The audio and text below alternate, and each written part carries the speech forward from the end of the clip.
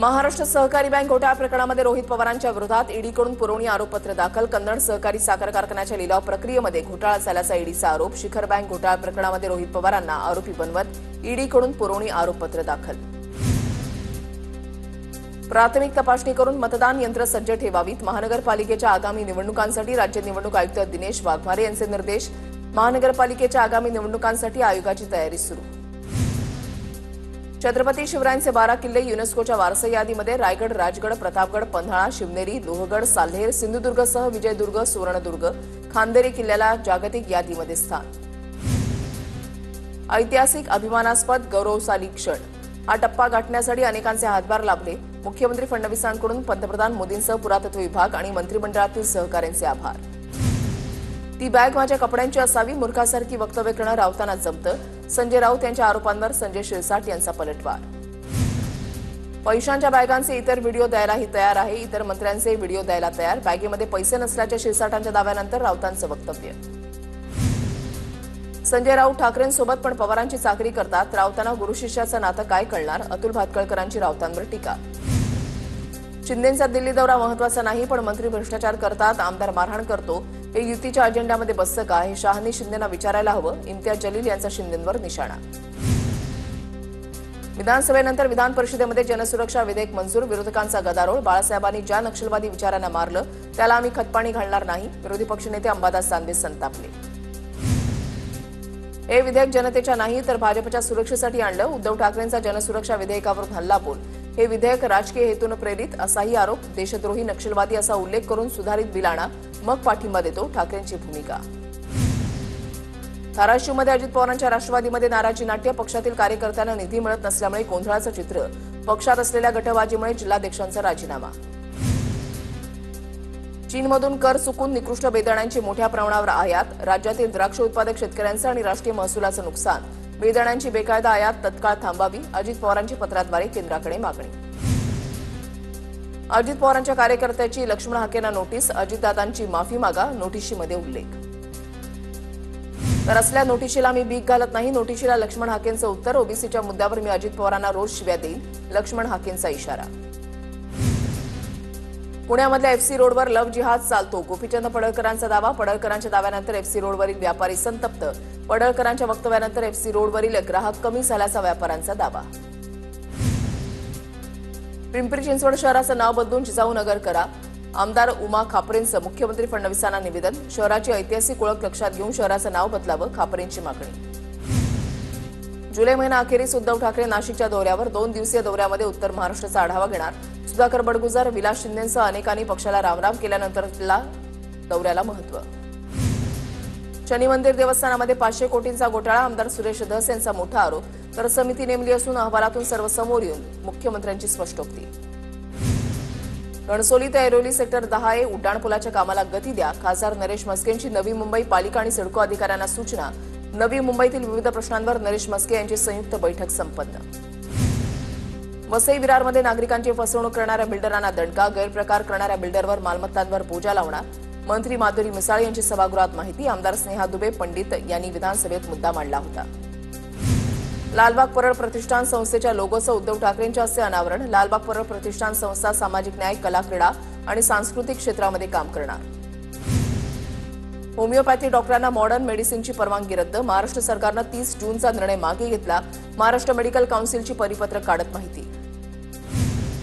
रेल्वेच्या तिकीट सेवेमध्ये मोठा बदल. रेल्वे गाडी सुटण्याच्या किमान 8 तास आधी पहिली आरक्षण यादी प्रसिद्ध करण्यात येणार.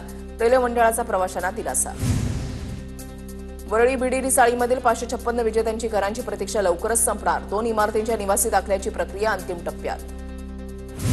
पिंपरी चिंचवड शहरामध्ये रस्त्यावर कचरा टाकल्यास दंड. वर्षभरात 7,214 जणांकडून 1.5 कोटींचा दंड वसूल.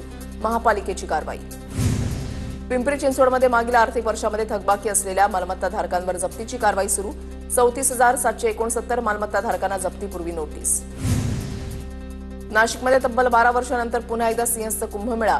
यावर्षी केंद्र सरकारचा महत्वाकांक्षी प्रकल्प असलेला रामकाल पथ या कुंभमेळ्याचं आकर्षण असणार. महात्मा फुले जन आरोग्य योजनेचा निधी रखडल्यानं सोलापुरात रुग्णांना फटका. सोलापूर जिल्ह्यातील खासगी रुग्णालयांना 29 कोटींचा परतावा दिला नसल्याची माहिती.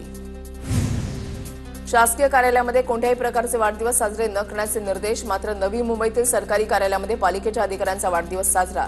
शासकीय आदेशाचे अधिकाऱ्यांकडून उल्लंघन. साताऱ्यामधल्या शनिवार चौक परिसरात एका हॉटेलमध्ये राडा. हॉटेलमध्ये जेवणासाठी आलेल्या टोळक्यानं बिलावरून हॉटेल मालकाशी वाद घालत हॉटेलची केली तोडफोड. 4 जण किरकोळ जखमी. पुण्याच्या मुळशीमधील बंद असलेली पर्यटन स्थळं पर्यटकांसाठी खुली करावीत. अजित पवारांच्या राष्ट्रवादीचं तहसीलदारांना निवेदन. अंधरबन, नेचर ट्रेल आणि कुंडलिका व्हॅली पर्यटकांसाठी खुली करण्याची मागणी. नाशिकमधील भिवतास धबधब्यावर पर्यटक आणि राष्ट्रवादीच्या कार्यकर्त्यांमध्ये राडा.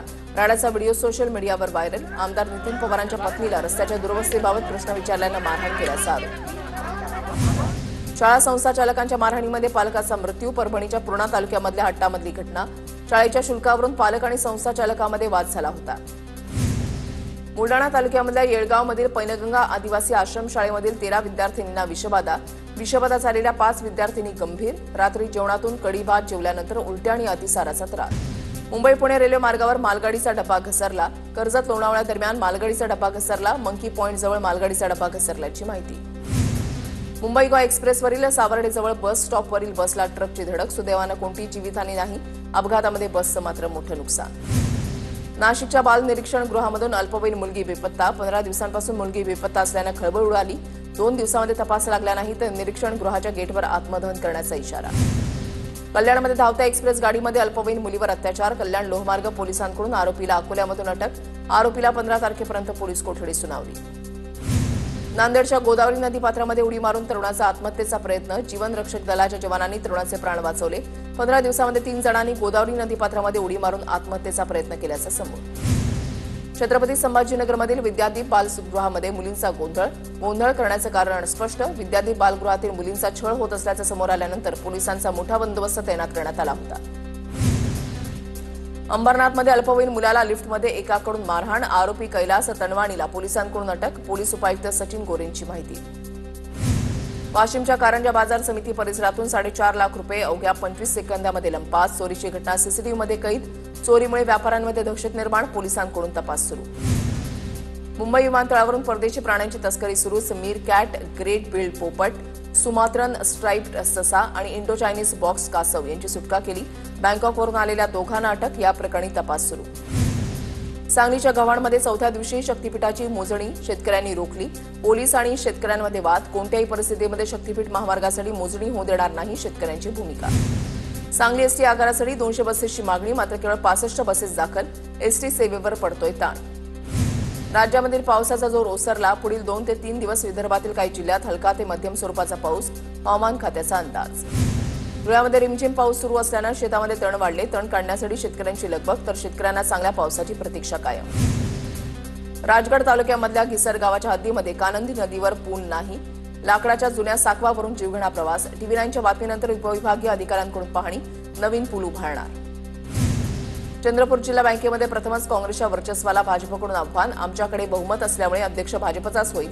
आमदार किशोर जोरगेवार यांचं वक्तव्य. लातूर जिल्ह्यामधल्या पनगेश्वर साखर कारखान्यामध्ये शेतकरी कर्मचारी ठेकेदारांचे पैसे थकले. कर्मचारी ठेकेदार शेतकऱ्यांचा कारखान्यावर मोर्चा.